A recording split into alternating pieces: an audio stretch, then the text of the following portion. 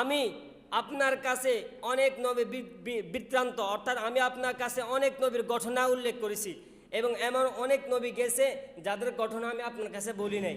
এবং কি ওয়াকাল্লামাল্লাহু মূসা তাকলিমা, সরাসরি মূসা আলাইহিস সালাম আল্লাহ তাআলার সাথে কথোপকথন করেছিল।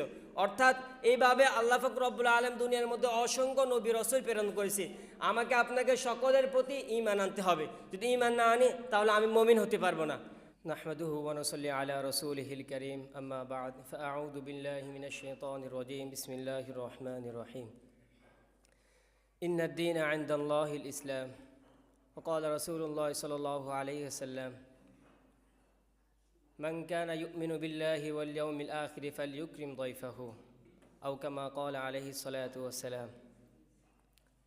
অধ্যক্ষর দারুল উলুম ছাত্র কাফেলা কর্তৃক আয়োজিত এই সাপ্তাহিক সেমিনারের সম্মানিত সভাপতি ও আমার সামনে উপস্থিত সম্মানিত আসাতিজায়ে কেরাম এবং আমার সামনে উপস্থিত বাংলার দূর দূরান্ত থেকে আগত ইলম পিপাসিত প্রিয় ছাত্র বন্ধুরা, আপনাদের সবাইকে অন্তরস্থলে শুকরিয়া। আমি আপনাদের সম্মুখে পবিত্র কালামুল্লাহ শরীফ থেকে একখানা আয়াতে কারিমা তেলাওয়াত করেছি এবং রাসূল পাক সাল্লাল্লাহু আলাইহি ওয়াসাল্লামের অসংখ্য অগণিত হাদিস থেকে একটি হাদিসের কিছু অংশ পাঠ করেছি। মহান রব্বুল আলামিন যদি তৌফিক দান করে উক্ত আয়াত এবং হাদিসের সাপেক্ষে কিছু কথা বলবো। ওয়া মা তাওফীকি ইল্লা বিল্লাহ।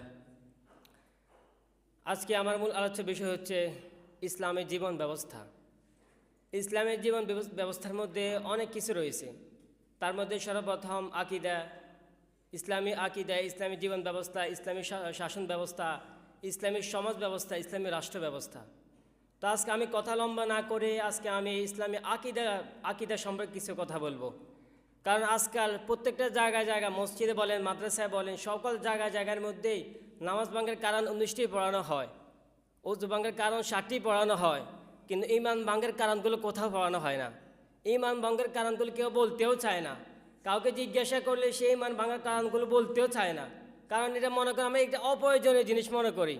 আর আল্লাহ পাক রব্বুল আলামিন কোরআনের মধ্যে অধিকাংশ জায়গার মধ্যে ঈমানের কথাগুলো বলেছেন। আল্লাহ পাক রব্বুল আলামিন কোরআনে অনেক জায়গার মধ্যে কি করেছেন, ঈমানের কথা বলেছেন, যে সর্বপ্রথম আমাকে আপনাকে ঈমান আনতে হবে।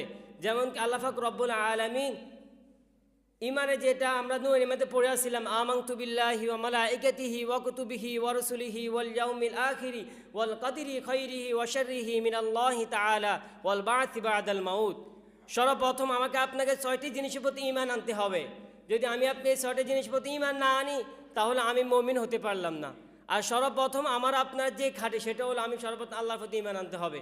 আর আমি যদি আল্লাহর উপর ঈমান না আনি তাহলে আমি মুমিন হতে পারবো না। যে আল্লাহ পাক রব্বুল আলামিন প্রতি কীভাবে আমরা ঈমান আনবো? আল্লাহ পাক রব্বুল আলামিনকে আল্লাহ পাক রব্বুল আলামিন নিজেই সূরা হাশরের 21তম আয়াতের মধ্যে বলেন, হুয়াল্লাহুল্লাযী লা ইলাহা ইল্লাহু আলিমুল গায়বি ওয়াশ শাহাদাতি হুয়ার রহমানুর রহিম।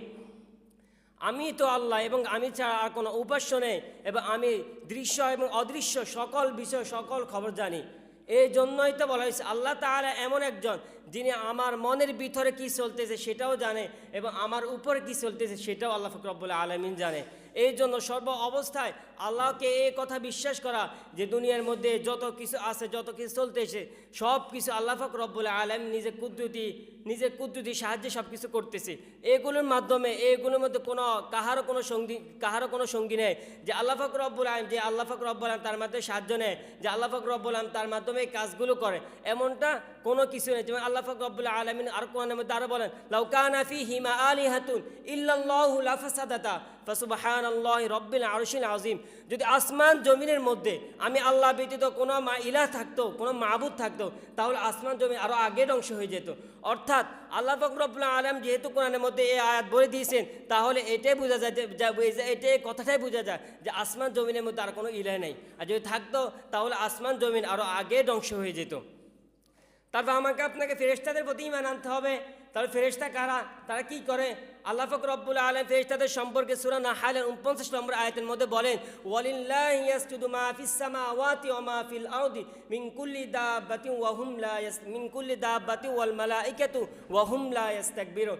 আসমান জমিনের মধ্যে যত পানি রয়েছে সব কিছু আল্লাহ পাক রব্বুল আলামিনের ইবাদত করে এবং ফেরেশতারা সহকারে, এবং কি তারা আল্লাহর ইবাদত করে, ইবাদতের মধ্যে কোনো অহংকারী করে না।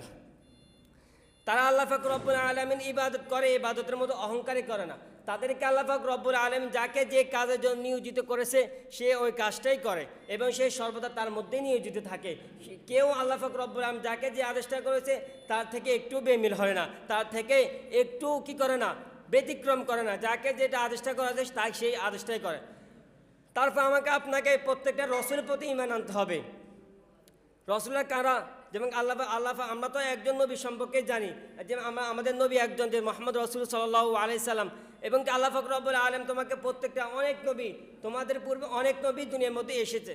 যেমন কি আল্লাহ পাক রব্বুল আলামিন সূরা নিসার 166 নম্বর আয়াতের মধ্যে বলেন, ওয়া রাসূলান ক্বাদ ক্বাসাসনাহুম আলাইকা মিন ক্বাবলু ওয়া রাসূলান লাম নাকসুসহুম আলাইক ওয়া কাল্লামাল্লাহু মূসা তাকলিমা।